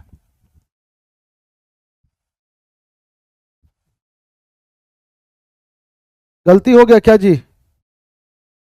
ओह सॉरी सॉरी सॉरी सर, देखो देखो कितना बड़ा मिस्टेक करिए, नीचे में 2 2 4, अरे इसके एलसीएम लेंगे तो 2 ही होगा ना, एलसीएम लेंगे 2 ही होगा ना, तो 2 2 4 और 8, 8 4 12, 12/2 करेंगे तो आंसर क्या होगा 6। आंसर क्या होगा 6, सॉरी सॉरी सॉरी, नीचे 2 होगा बच्चे, नीचे 2 होगा। लगे उन संख्याओं का महत्तम समावर्तक और लघुत्तम समावर्तक के बीच का अनुपात क्या है जिनका लघुत्तम समावर्तक 48 दिया गया है और उन संख्याओं का गुणनफल 384 दिया गया है। आप जानते हैं कि पहली संख्या गुना दूसरी संख्या बराबर में होता है बच्चे, एलसीएम इंटू एचसीएफ होता है, ये फॉर्मूला आप पढ़े होंगे। दोनों संख्या का गुणनफल दिया गया है 384, दोनों संख्या के गुणनफल ही है और एलसीएम आपका दिया गया है 48, एचसीएफ निकालना है। साथियों 48 से अगर काटेंगे 4 से काटेंगे तो ये 2 4 1 4, 12 चौक 48, 4 से काटेंगे अगर इसको 9 चौक 36, 6 चौक 24, 12 8 96, 8। तो एचसीएफ हमारा कितना आ गया बच्चे 8, एचसीएफ हमारा 8 आ गया। तो बोला गया है क्या, महत्तम और लघुत्तम समावर्तक के बीच का अनुपात बताइए। महत्तम 8 है, लघुत्तम कितना है 48 है। 8 छक्के 48, 1:6 होगा। आंसर क्या होगा? ए, 1:6 होगा। 8 कहां से आया? कौन सा 8? अच्छा इधर, यहां 8 जो लिखे बउआ देखो, ये माइनस प्लस कट गया, 2 2 4, तो 4 प्लस में और इसकी नीचे में कुछ नहीं था 1, और इसकी जब एलसीएम लिए तो 2, तो यहां पे देखिए एक स्टेप और लिख ही देते हैं। देखो यही सब तो दिक्कत होता है, पूछ लिए तो कितना अच्छा लगा, हम बता दे रहे हैं। आप रुक जाओ बच्चे, बोर्ड हैंग कर रहा है। आप पूछ लिए तो मुझे कितना अच्छा लगा। सर जी ये दोनों जोड़ेंगे तो एक स्टेप आप देख लीजिएगा, 4 और इधर क्या हो जाएगा 4, और इधर हो जाएगा 2 माइनस में √2 प्लस में 2 प्लस में √2, और बट्टा में नीचे में 2 था, बट्टा में क्या था 2 था। चलो एक स्टेप और हम कर ही देते हैं, छोड़िए। 2 2 4 4, और इधर ये दोनों का एलसीएम हो जाएगा 2, ये हो जाएगा 2 माइनस में √2 प्लस में 2 प्लस में √2, इससे इसको काट दिए, माइनस माइनस प्लस, 4 प्लस में ये 2 2 4, 4/2, इसको काटेंगे 2, 4 2 कितना हो जाएगा 6। अब ठीक है, अब ठीक है, ये तो हो ही गया है इसकी आंसर। ये बताओ, लगा यदि समीकरण निकाय दिया गया है ये, और इसका अनंत हल हो, तो अनंत हल होने के लिए आप जानते हैं a1 a2 बराबर में b1 b2 c1 c2 संपाती होना चाहिए, कोइंसिडेंट रेखा ओवरलैप हो जाना चाहिए। पहला a1 कितना है 3, दूसरा कितना है 2a, बराबर में पहला कितना है y -2, y के आगे में उधर क्या है a माइनस में b, बराबर में c कितना है 8/48। साथियों आप इसमें से समीकरण निकालना, तो ये दोनों को बराबर कर दो। देखो आता है ना सर, ये इधर इधर भेजोगे 3a माइनस में 3b, इसको इधर भेजोगे 2 दूनी 4 -a, इसको इधर करोगे तो -4a और +3a, माइनस वाला प्लस हो जाएगा 7a, बराबर में इधर 3b, a/b कितना होगा 3/7, a की मान 3, b की मान 7। ये छोड़ो, ऐसा यहां करने की जरूरत नहीं है। 7a बराबर में 3b, आंसर क्या होगा a, आंसर क्या होगा a, आंसर क्या होगा a। आगे बढ़ते हैं बच्चे, बोला अगर दो संख्याओं का अंतर 24 है जबकि उन संख्याओं का योग 120 है, बोला गया है नीचे दिए गए विकल्पों में कौन सी उन दोनों संख्या के अनुपात हो सकता है। मेरे साथियों दो संख्या के अंतर 24 है, a माइनस बी दो संख्या मानते हैं, ये 24 है। दो संख्या का योग a प्लस बी कितना है, तो 120 है। पहली संख्या a दूसरी संख्या b, दोनों को जोड़ेंगे माइनस प्लस कट जाएगा, माइनस प्लस कट जाएगा, 2a बराबर में ये कितना होगा 4 2 2 4 144, इसको काटेंगे 7 2 72, a की मान 72 आ गया। a की मान अगर 72 आ गया तो 120 में से अगर 72 घटाएंगे तो 8 होगा, और ये 7 4 11 होगा, 48 हो गया। बोला गया है इन दोनों संख्या का विकल्प बताइए, तो a अनुपात b अगर बताओगे, दोनों संख्या का अनुपात बताइए। a तो बड़ी संख्या है तो a अनुपात b बताओ, तो 72 अनुपात 48 बताओ, तो ये कितना हो जाएगा सर जी? ये 24 या 72, 24 दूनी 48, 3 अनुपात 2 होगा, 3 अनुपात 2 होगा। आंसर क्या हो जाएगा सी, आंसर क्या हो जाएगा सी। आगे बढ़ते हैं मेरे प्यारे बच्चों, बोला गया 2 वर्ष पहले ए की आयु में व्युत्क्रम और 2 वर्ष के बाद ए की आयु का व्युत्क्रम का योग 2/3 है, ए की वर्तमान उम्र बताइए। ए की वर्तमान उम्र मानिए x, बोला गया है ए का 2 वर्ष पहले का उम्र का व्युत्क्रम, बोला गया है ए की आयु के व्युत्क्रम 2 वर्ष पहले, तो अभी अगर ए x वर्ष का है तो 2 वर्ष पहले x - 2 का होगा, इसका व्युत्क्रम तो 1/a।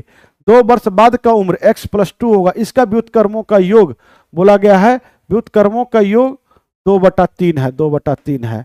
यहां से सॉल्व करोगे क्वाड्रिक इक्वेशन बनेगा। हम कहते हैं कि क्वाड्रिक इक्वेशन मत बनाओ, आगे बाय ऑप्शन से ही कर दो, कोई ना कोई ऑप्शन होगा। 7 रखेंगे कभी 2/3 नहीं आएगा, यहां हो जाएगा आपका 5, यहां हो जाएगा 9, नहीं आएगा। अगर 4 रखते हैं बच्चे ऑप्शन में तो आप यहां देखोगे 1/4 में से 2 जाएगा, 2 होगा, 4 2 6, एलसीएम लेंगे तो 6 होगा, ये होगा 3 और 1 4, काटेंगे तो 2/3 हमारा आंसर हो गया है। मतलब कौन ऑप्शन सेटिस्फाई किया है? 4।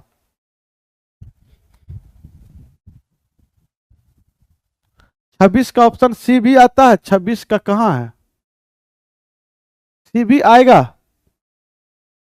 सी कैसे आएगा बच्चे, सी बफरिंग हो रहा है सर, सी कैसे आएगा, क्या करे बच्चे, बफरिंग हो रहा है तो ए बी, ए बी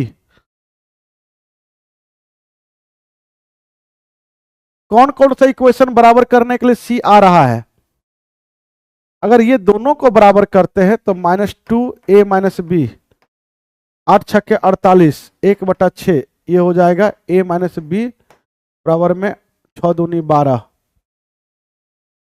कौन कौन इक्वेशन करने के बाद सी आ रहा है बताओ तो,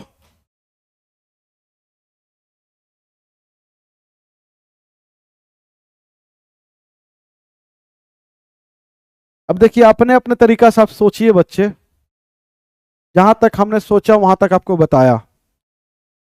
लगा 3 संख्याओं में से दूसरी संख्या पहली संख्या का 1/3 और तीसरी संख्या का 3/4 है, तीनों संख्या का औसत 112 है, सबसे छोटी संख्या बताइए। पहली संख्या, दूसरी संख्या, तीसरी संख्या, बोला 3 संख्या में से दूसरी संख्या पहली संख्या का 1/3, दूसरी संख्या जो है बोला पहली संख्या का 1/3 है, पहली संख्या का 1, ये 3 होगा तो ये 1/3 1 होगा। और बोला गया तीसरी संख्या, बोला गया है तीसरी संख्या की 3/4 है, तीसरी संख्या का 3/4 है, कौन, ये 3/4 है, 3/4 है दूसरी संख्या, 3/4 है, 3/4। अगर इसको मानते हैं 3/4, 4 मानते हैं तो इसका 3/4 ये 3 होगा, और इसकी संख्या का ये 1/3 है, दूसरी संख्या पहली संख्या का 1/3 है, तो ये 9 होगा, ये 3 होगा, इसका 1/3 ये हुआ, इसका 3/4, 4 का 3/4 निकालेंगे तो 3 होगा। चलिए ठीक है, पहली संख्या दूसरी संख्या आ गया, सभी का योग निकालेंगे तो 9 4 13 3 16, योग आया 16, और औसत कितना है 3 संख्या का 112, तो अगर औसत 112 है तो योगफल होगा औसत गुना संख्या, औसत गुना संख्या, तो ये हो जाएगा 112 गुना 3, 16 सती 112, एक की मान हो जाएगा 7 21। बोला गया सबसे छोटी संख्या क्या है, सबसे छोटी संख्या 3 है, 3 की मान क्या होगा 63, 21 3 63, आंसर क्या हो जाएगा 21 3 63। तो यदि किसी संख्या के 40% में 165 जोड़ा जाता है तो परिणामी संख्या वही होगी, वह संख्या ज्ञात कीजिए, परिणामी संख्या वही होगा, इसको बेसिक से क्या बनाओगे, वह संख्या x मानोगे, x का 40% में 165 जोड़ दोगे तो वही संख्या प्राप्त होता है, x ही प्राप्त होता है, सॉल्व की जगह आंसर आ जाएगा, हम डायरेक्ट बता रहे हैं। 40% की फ्रैक्शन मान होता है 2/5, ये ओरिजिनल संख्या होता है, 2 में क्या जोड़े ताकि 5 प्राप्त हो जाए ऊपर में, आप बताओ कि 2 में क्या जोड़ दे, तो सर जी ताकि दोनों बराबर हो जाए, क्योंकि वही संख्या प्राप्त हो जाए। सर 2 में अगर 3 जोड़ते हैं तो वही संख्या प्राप्त हो जाता है, इसका मतलब है आप 3 जोड़े और क्वेश्चन के अनुसार 165 जोड़ा, 3 बराबर 165, 1 बराबर 55, तो ओरिजिनल संख्या पूछा है, नीचे वाला ओरिजिनल संख्या होता है 5 5 25 25 275, आपकी आंसर नहीं है।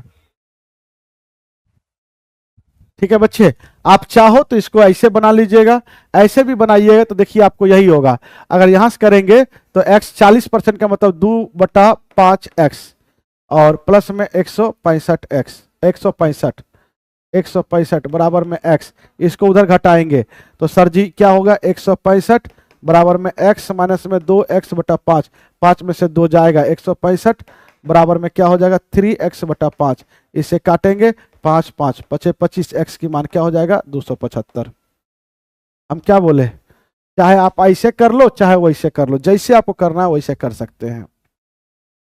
आगे बोला गया एक व्यक्ति ने अपनी वस्तु का 3/5 भाग 16% लाभ पर और शेष को क्रय मूल्य पर ही बेच दिया है, पूरी लेन देन में क्या अर्जित हुआ है।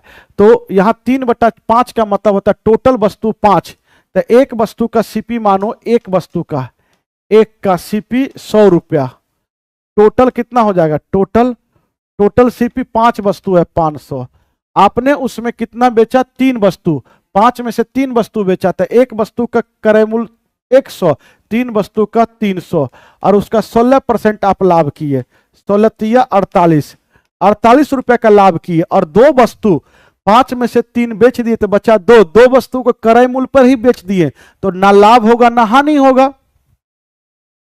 तो यही ना लाभ होगा ना हानि होगा, तो ज्यादा कितना बेचे, यही 48 का ही प्रॉफिट हो गया। तो 48 का ही प्रॉफिट है, कहां से, तो टोटल वस्तु पे 500 पे। परसेंटेज लगाने के लिए 100 से गुना, इसको काटेंगे 0। ये क्या हो जाएगा सर जी, परसेंटेज प्रॉफिट परसेंट क्या होगा सर जी, 9 पचे 45, 4 ऊपर 5 नीचे, 9 पूर्णांक ये 45 3 होगा, 9.3/5% का लाभ होगा। 48 का ही लाभ होगा।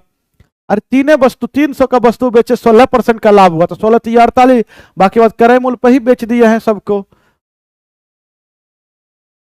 बोला गया एक वस्तु के मूल्य 45% की वृद्धि की जाती है और इसके बाद 15% की 2 क्रमिक छूट दी जाती है।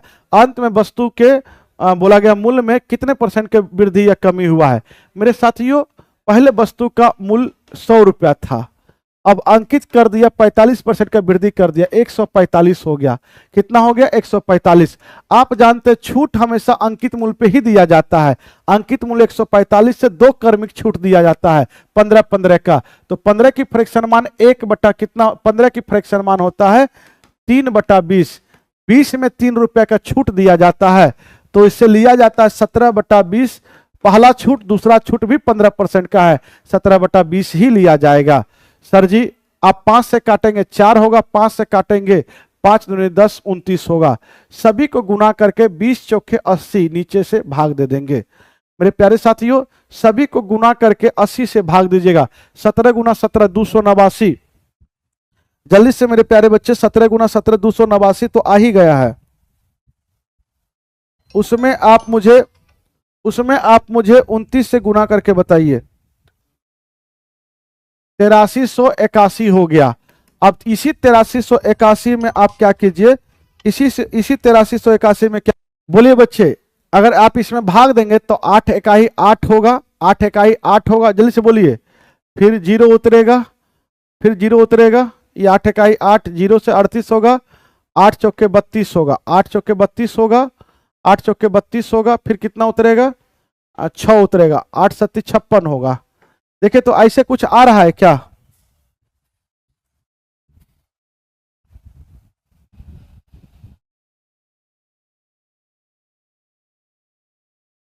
चलिए यहां पे दशमलव होगा, कहां पे दशमलव होगा,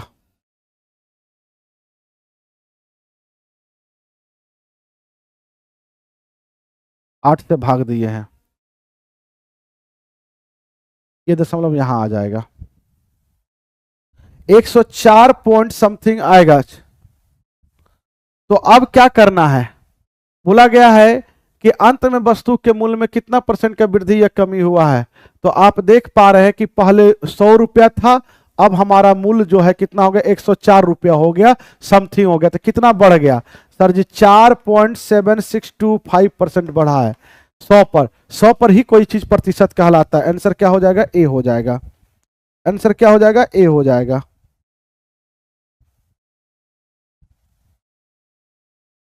आगे बढ़ रहे हैं, ये कैलकुलेटिव क्वेश्चन है, अपने आप कर लोगे। बोला गया एक निश्चित धनराशि साधारण ब्याज की दर से 2 वर्षों में और 3 वर्षों में इतना हो जाती है, वह धनराशि ज्ञात करें। कहने का इसका अर्थ है कि अगर किसी धनराशि को साधारण ब्याज पे 2 साल का समय दोगे तो ये 1980 हो जाता है, और उसी धनराशि को 3 साल का समय दोगे तो कितना हो जाता है, 2070 हो जाता है।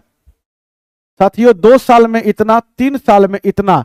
मेरे प्यारे मित्र आप मुझे बताइएगा, जल्दी से बताएंगे, 1 साल का अंतर आया, 1 साल के अंतर में आप मुझे बताओ कितने का अंतर आया, पैसा में कितने का अंतर आया, 0।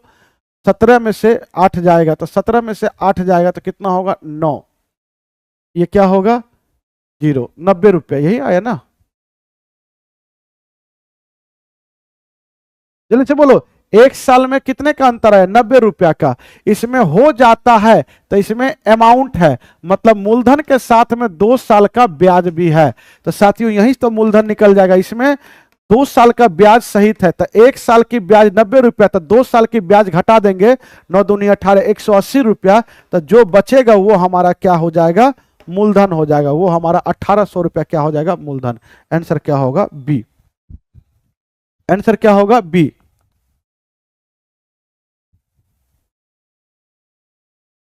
आगे बढ़ते हैं बच्चे। बोला गया 10% वार्षिक चक्रवृद्धि ब्याज की दर पे 3200 रुपए की राशि कितने समय में बढ़कर ये 3362 हो जाएंगी।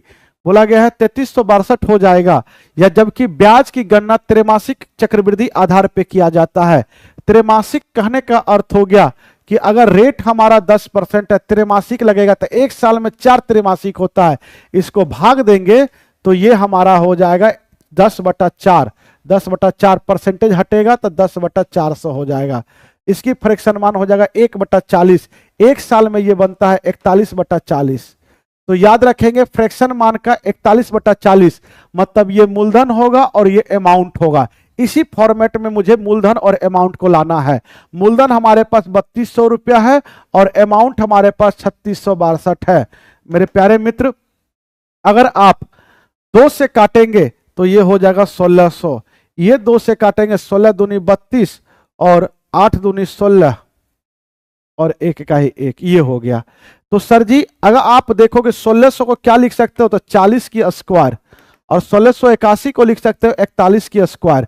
तो देखो 40 और 41 की फॉर्मेट में आ गए। तो यहां अगर समय 2 रहे तो 2 वर्ष का समय होता है, अगर पावर में 3 रहे तो 3 साल का समय होता है, पावर में 4 रहे तो 4 साल का समय होता है। लेकिन समय कितना 2, तो समय हो जाएगा 2, मतलब पावर में है 2 तो समय हो जाएगा 2, लेकिन 2 है त्रैमासिक। क्या है? त्रैमासिक। त्रैमासिक का मतलब 3-3 महीना, 2 गो 3-3 महीना है, यानी कि 6 महीना। 6 महीना मतलब 1/2 वर्ष, हाफ वर्ष। समय कितना होगा? हाफ वर्ष। 2 त्रैमासिक का मतलब 6 महीना, 6 महीना का मतलब हाफ। बोला गया एक किसी काम को पूरा करने में 20 से दुगना या 3 से 3 गुना अधिक समय लेता है। एक किसी काम को करने में 20 से दुगना या 30 से 3 गुना समय लेता है। एक किसी काम को करने में,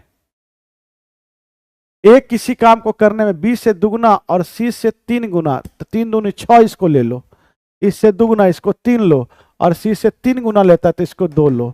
तो ये समय की चर्चा किया है। तो समय का उल्टा रेशियो होता है क्षमता का। समय का उल्टा रेशियो होता है क्षमता का। क्षमता हो जाएगा इसका 1/6, 1/3, 1/2। अब इसकी एलसीएम लीजिएगा तो एलसीएम 6 होगा, 6 से इसमें गुना करेंगे 2 होगा, 6 से इसमें गुना करेंगे तो 2, 6 से इसमें गुना करेंगे तो ये 1 होगा, 6 से इसमें गुना करेंगे 2 होगा, इसमें 3 होगा। तो हमारा क्षमता आ गया 1:2:3। ए एक दिन में 1 काम, बी एक दिन में 2 काम, सी एक दिन में 3 काम। समय का उल्टा रेशियो क्षमता होता है बच्चे। बोला गया तीनों मिलकर किसी काम को 2 दिनों में करता है। ये तीनों मिलेगा, एक काम एक करेगा, बी 2 काम करेगा, सी 3 काम करेगा, 3-3, एक दिन में 6 काम हो रहा है और 2 दिन में टोटल काम हुआ था। टोटल वर्क निकलेगा 6 दूनी 12। बोला बी अकेला इस काम को कितना दिनों में करता है, तो टोटल 12 है। बी एक दिन में 2 काम, तो बताओगे 12 काम करने में 6 दिन लगेगा।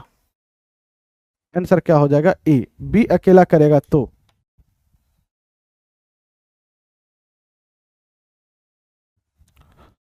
सर क्लास का टाइम चेंज कर दीजिए अमरजीत सर्वे।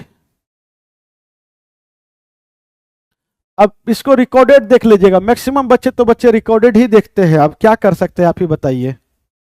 बोला गया एक गाड़ी किसी दूरी को एक नियत चाल से तय करती है। यदि उसकी चाल 6 किलोमीटर पर घंटा अधिक होती तो यात्रा में 4 घंटा कम लगता। यदि उसकी चाल 6 किलोमीटर कम होती तो यात्रा में 6 घंटा कम लगते। दूरी ज्ञात करें। जब भी ऐसा क्वेश्चन रहे, 2 चाल दिया रहे तो दूरी की फॉर्मूला होता दोनों चाल की गुना कर दो और दोनों चाल की अंतर और गुना में समय की अंतर, ये गुना में समय की अंतर हो जाएगा। मेरे प्यारे साथियों यही डिस्टेंस होता है। गाड़ी की चाल नॉर्मल चाल x मानो और पहले बोला गया 6 किलोमीटर अधिक कर दे। पहले x से चल रहे थे, अब 6 किलोमीटर अधिक कर दे। 2 चाल हो गया, एक x हो गया, एक नया चाल x + 6 हो गया। दोनों चाल की अंतर 6, दूरी बराबर में ये चाल गुना समय, ये हो गया। समय कितना लगता है? 4 घंटा कम लगता है। यही समय का अंतर है। दूसरा दिन जब आप एक्सपेरिमेंट करते हैं 6 किलोमीटर कम करके, नॉर्मल चाल x था, आप 6 किलोमीटर पर घंटा चाल कम कर दे, ये दोनों की अंतर 6 हो गया, तो समय आपको 6 घंटा अधिक लगता है। ये भी टोटल डिस्टेंस हुआ, उसी दूरी पर एक्सपेरिमेंट किया गया, ये भी टोटल डिस्टेंस पे एक्सपेरिमेंट किया, दोनों आपस में क्या होगा? बराबर होगा। सर जी x से x कट गया, सर जी 6 से 6 कट गया, 2 से काटेंगे 2, 2 से काटेंगे 3, इसको गुना करेंगे तो 2x प्लस में 6 दूना 12, इसको गुना करेंगे 3x माइनस में 6 3 18, ये इधर जाएगा 3x में से 2x जाएगा x होगा, ये 18 जुड़ जाएगा 0 होगा, 1 1 2 1 3 होगा। x की मान 30 आ गया, मतलब 30 किलोमीटर पर घंटा। अगर चाल पूछता तो यही x होता, लेकिन चाल नहीं पूछा, क्या पूछा? दूरी। तो दूरी यहां बैठा देंगे, यही दूरी है। दूरी x की मान बैठाएंगे 30, 30 में 6 जोड़ेंगे 36, ये दोनों के अंतर 6 और गुना में 4 है, गुना में 4 है। 6 छक्के 36, 6 छक्के 24 3 72, 720 किलोमीटर। आंसर क्या होगा? सी, 720 किलोमीटर। ठीक है बच्चे, आगे बढ़ते बोला गया एक नाव 5 घंटे में धारा के अनुकूल, धारा के अनुकूल का मतलब नाव की चाल x मानिए, धारा की चाल y मानिए, अनुकूल का मतलब होता है धारा के साथ साथ, तो धारा के साथ साथ नाव की चाल जुड़ जाता है। 5 घंटे में 250 किलोमीटर, तो सर चाल बराबर में दूरी बटा समय, 250 गए 5 घंटे में, ये कितना हो जाएगा? 25 50 किलोमीटर पर घंटा हो गया। सर प्रतिकूल गया है उतना ही समय में 150 किलोमीटर, मतलब x माइनस वाई गया है प्रतिकूल, तो x माइनस वाई सर 150 बटा 5 घंटा में 5 या 15 30 किलोमीटर पर घंटा। सर जी दोनों में से इसको घटा देंगे, माइनस माइनस ये कट जाएगा, ये 2y बराबर में ये घटाएंगे, माइनस माइनस ये प्लस हो जाएगा, तो ये हो जाएगा 20, तो y की मान हो जाएगा 10। मतलब धारा की चाल हो गया, पानी की चाल हो गया 10 किलोमीटर पर घंटा बोला जाता है। तो नदी में तैरती लकड़ी वस्तु जो है 6 घंटा में कितना दूरी जाएगा? तो जितना स्पीड से पानी जा रहा है उसी पानी में लकड़ी बहेगा, तो सर जी 6 घंटा तक बहते रहा, तो दूरी बराबर में होता चाल गुना समय। तो धारा की चाल 10 किलोमीटर पर घंटा था, 6 घंटा तक चला, 60 किलोमीटर दूर निकल चुका है लकड़ी। आंसर क्या होगा? सी। आंसर क्या होगा बच्चे? सी। आगे बढ़ते बोला गया 11 विभिन्न परीक्षणों का समुच्चय की माद दिया गया है 73.2। यदि समुच्चय की सबसे बड़ी 5 परीक्षणों में 3 का वृद्धि की जाती है तो नए समुच्चय में माध्यिका क्या होगा? मेरे प्यारे बच्चे माध्यिका होता है बीच वाला, 5 संख्या इधर से ले लिए, 5 संख्या इधर से ले लिए, ये छोटी हुआ, अवरोही आरोही क्रम में सजा लीजिए, आरोही, आरोही मतलब बढ़ते क्रम, ये हो गया बड़ी, और यही बीच वाली संख्या, यही बीच वाली हमारा क्या होता है? माध्यिका। माध्यिका हमारा कितना है? तो 73.2 है। दिस इज कॉल्ड माध्यिका। मेरे प्यारे बच्चों जब आरोही क्रम में सजा है तो 5 बड़ी संख्या में आप 3 की सभी में 3-3 की वृद्धि करोगे, तो बड़ी संख्या में वृद्धि करने से इसमें कोई चेंजिंग नहीं आएगा, इधर बढ़ेगा सभी में। ये भी मानिए ये 5 था, ये 6 होगा, ये 8 होगा, ये 9 होगा, सभी में 3-3 बढ़ेगा, तो ये ऑर्डर हमारा डिसबैलेंस नहीं होगा, ऑर्डर जैसे वैसे।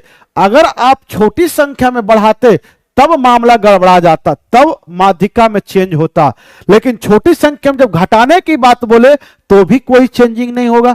बड़ी संख्या में सेम संख्या जोड़ने की बात बोले सभी संख्या में, तो भी माध्यिका में कोई चेंजिंग नहीं होगा, क्योंकि ये ऑर्डर में हमारा ये संख्या बीच में है और बीच हमारा कभी भी डिस्टर्ब नहीं होगा, मतलब माध्यिका हमारा क्या रहेगा? समान रहेगा, माध्यिका में कोई चेंजिंग नहीं होगा। बोला गया मोहन 20 रुपया मूल्य का शेयर 9% की लाभांश का भुगतान करके खरीदता है, मतलब 20 रुपया का जो शेयर है 9% में जो लाभांश करके वो एक शेयर खरीदता है। अब उस शेयर पे चाहता है, उसी पैसा से चाहता है 12% का जो है उसे लाभ हो, तो उस कौन सा शेयर खरीदा? प्रति शेयर का मूल्य बताना है साथियों। 20 रुपया का शेयर है, उस पर 9% का लाभांश जो मिला, इसी पैसा से वो x रुपया प्रति शेयर खरीदा और उस शेयर पे वो चाहता है 12% का लाभांश, तो यही x प्रति शेयर की मान क्या होगा? इससे ये कट गया, अब 3 से काटेंगे 3, ये 4, 4 पंचे 20, 5 या 15, तो x की मान आ गया 15, तो वही प्रति शेयर का मूल्य 15 रुपया रखना पड़ेगा, तब जाकर लाभांश आपको 12% होगा। पहले 20 रुपया शेयर था, अब आपको रखना पड़ेगा 15 रुपया वाला शेयर, तब 12% का लाभांश होगा। बोला गया 4-5 पुरुष 3 महिलाएं एक में से एक बोला गया 3 सदस्य वाली समिति बनाना है, बोला गया ताकि उसमें 1 महिला और 2 पुरुष अलग अलग कितने तरीका से हो सकता है? साथियों 5 पुरुष है, 5 पुरुष में से कितने पुरुष लेना है? C2, 2 पुरुष का सदस्य बनाना है, और 3 महिला में से 1 महिला का सदस्य बनाना है। तो सर जी 5c2 का मतलब 5 गुना 4 फैक्टोरियल 2 और 3c1 का मतलब c ही होगा, ये कटेगा 5 दूनी 10 गुना 3 30 हो जाएगा। आज की क्लासेस यहीं पे समाप्त होता है।